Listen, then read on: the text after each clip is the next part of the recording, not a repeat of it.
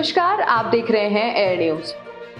Greater Noida के सबसे बड़े स्केप माफिया और स्टील तस्कर रवि काना और उसकी गर्लफ्रेंड काजल झा को थाईलैंड से गिरफ्तार कर लिया गया है। पुलिस सुरक्षा एजेंसी और देश के लिए ये बहुत बड़ी खबर है।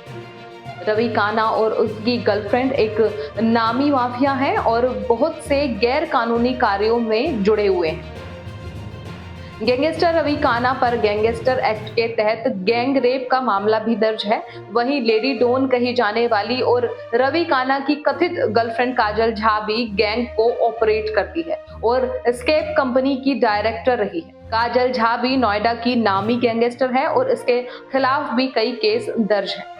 पुलिस सूत्र और खुफिया जानकारी के मुताबिक नोएडा पुलिस रवि काना और काजल झा को भारत लाने की तैयारी कर रही है। फिलहाल मिली जानकारी के अनुसार नोएडा पुलिस ने गौतम बुद्ध नगर, बुलंदशहर और दिल्ली में गैंगस्टर की करीब 350 करोड़ रुपए की संपत्ति सील कर दी है।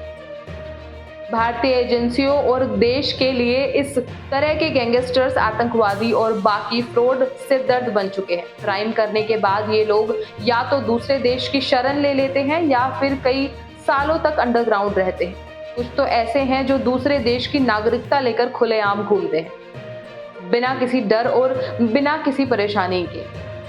ऐसा ही केस अबू सलेम और मोनिका बेदी का भी रहा है। 1993 के मुंबई धमाकों का दोषी अबू सलेम अपनी कथित गर्लफ्रेंड मोनिका बेदी के साथ भारत से भाग गया था।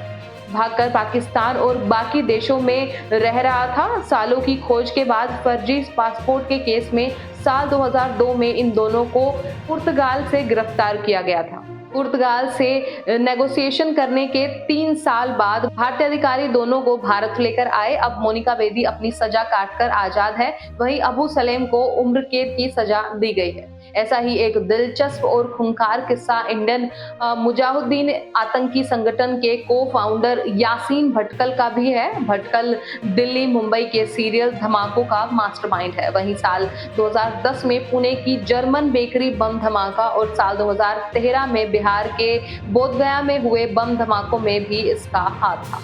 इन आतंकी हमलों के बाद ये नेपाल में जाकर छिप गया।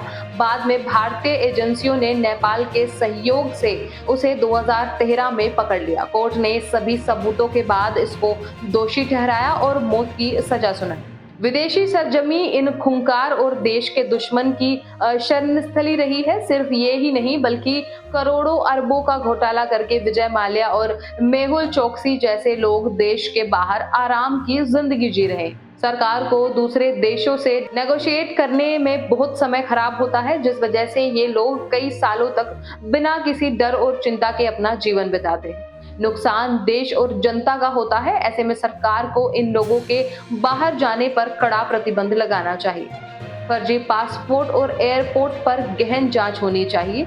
अब देखना होगा कि रवि काना और काजल झा का प्रत्यर्पण कब तक होगा। फिलहाल इस रिपोर्ट में बस इतना ही। इस मुद्दे से जुड़े कोई भी सवाल या अपने विचार आप हमें हमारे कमेंट में लिख सकते हैं। और इसी तरह की देश और दुनिया के तमाम खबरों के लिए चैनल को सब्सक्राइब करके बेल आइकन को दबाना ना भूलें, ताकि आने वाले समय में आपको हमारी महत्वपूर्ण वीडियो की नोटिफिकेशन समय से प्राप्त हो सके।